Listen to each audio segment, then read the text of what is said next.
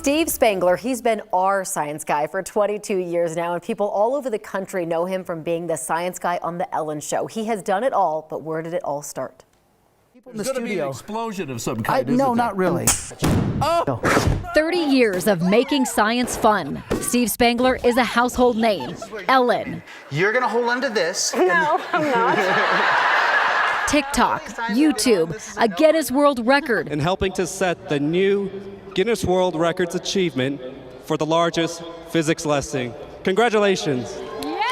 But it all started in the classroom. In 1991, Steve was a science teacher at Willow Creek Elementary in the Cherry Creek School District, doing library shows in his spare time. An executive producer who was working for NBC Business Video at the time approached me afterwards. Her kids were at this little show and said, "Hey, how would you like to be on TV?" And I said, "Sure." Fast forward 9 years, and it was Ed Green that got Steve onto 9 News. He invited me to come and do a little segment with him in the backyard during his weather. And the rest, as they say, is history. Steve and company became regulars on 9 News. Jack would sit in Mark Kubrick's lap and open the 5 o'clock news when he was 4 years old. If I want more information about this experiment today, where do I find it?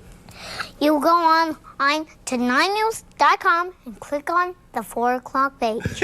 Then the brand Steve Spangler-Science came to life, selling science kits to major stores nationally. 25 years later, we sold it. So we had grown about 45 employees. We had 350 products that we had produced on the market. And a company came along and said, "How about you let us take it to the next level?" And I said, "I'm not sure." And my wife said, "You're selling it now." Now, over the years, our next guest has taught us a lot about science. He's also taught us the importance of updating our insurance policy, becoming best friends with the Warner Brothers fire marshal. Please welcome back our science guy, Steve Spangler.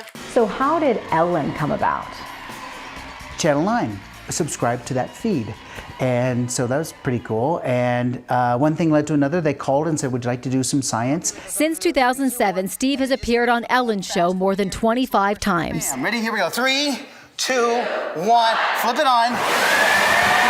She would always push me bigger. So when I said to her producers, "Hey, I like this thing where I mix cornstarch and water." I'd done it at Channel 9, you know, and so I'd show them the videos, and they go, "That's cute. What would happen if you did it bigger?" And I go, "Well, 10 boxes. That'd be pretty crazy."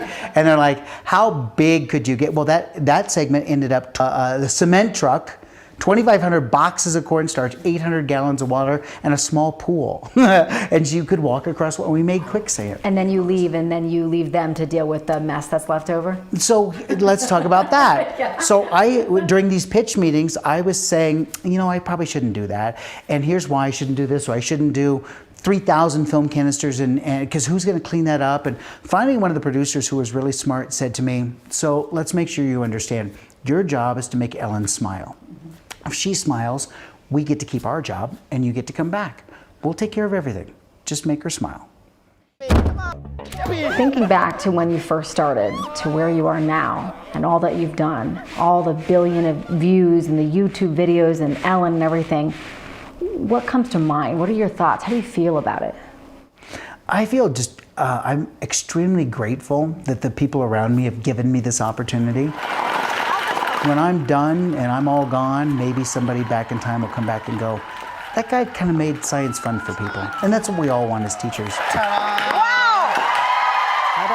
And you have just done it all. That is so awesome. Cool. You are so fun. It's so cool to look back. We have insurance on this side of the thing, though.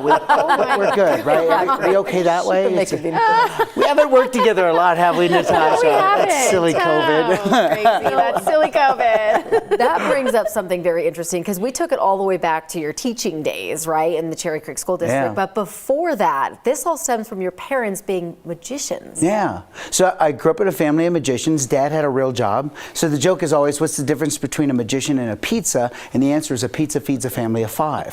So he had to have a real job, but always did magic. First recollection was really down at the Paramount Theater watching Mom and Dad do their show, their kind of cabaret show. We cut Mom into 3 pieces. Dad was a fire eater.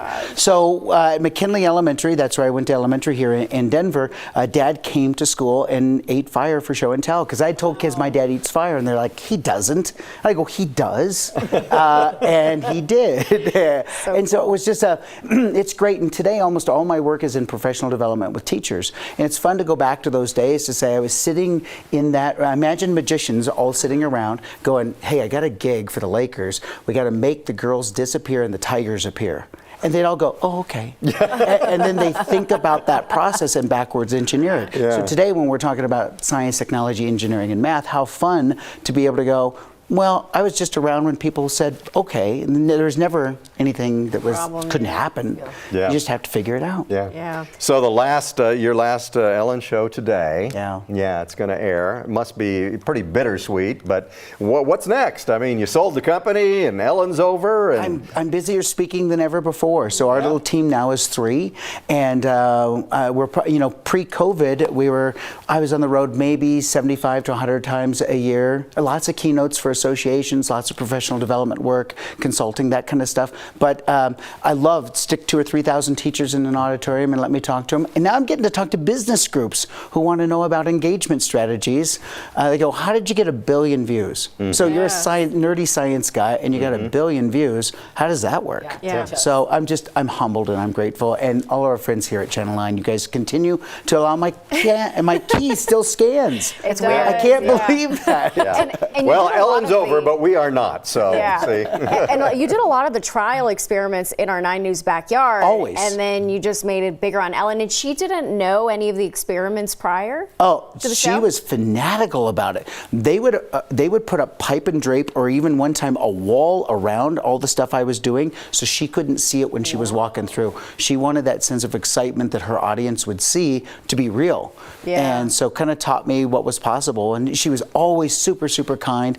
I'm the lowest level guest. I mean, there's D-level guests and then there's Steve Spangler. And she made me feel like a rock star, and our team like a rock star. Real quick, we're about out of time, but what do you think was her favorite that you did? Anytime where we'd open the door and all the people were there, and she'd be like, how did you pull this off? I mean, they'd make this Dexter kill room. You'll see today. Dexter kill room. Yeah. And it was just crazy. So she says goodbye. I haven't seen the segment yet. She says goodbye, and the smoke is up to her neck for this last thing that we did. So That's a teaser. So Steve's final episode on Ellen airs today at 3 p.m. over on Channel 9. You can bet it's going to be big. She essentially said, I don't need the studio anymore. Go crazy. Wow. So it's going to be good. Blow it up. You're the best, man. Thank you for having me. You're very, very, and thank you for this That was a lot wonderful of fun. story. I'm humbled. It was fun. Thank you. All right. Thanks.